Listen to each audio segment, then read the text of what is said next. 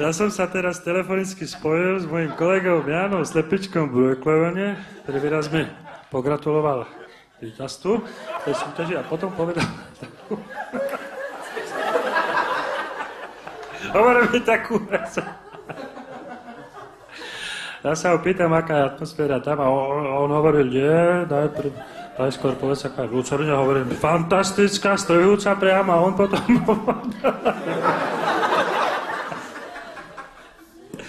Ja hovorím, Jano, tak ak je to v Brojklevane, aká atmosféra vo Švédsku? Áno, povie...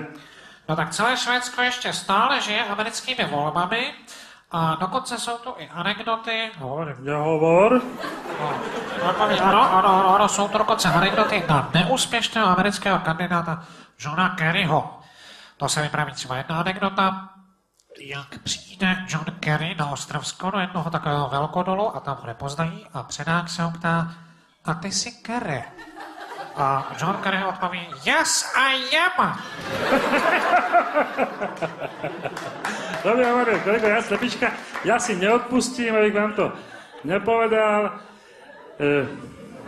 Je to tak, ako že príde John Kerry, to je ten Američan, ktorý sa nedostal.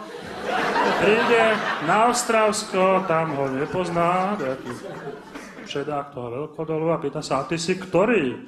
A on povie po anglicku samozrejme, áno, to som ja.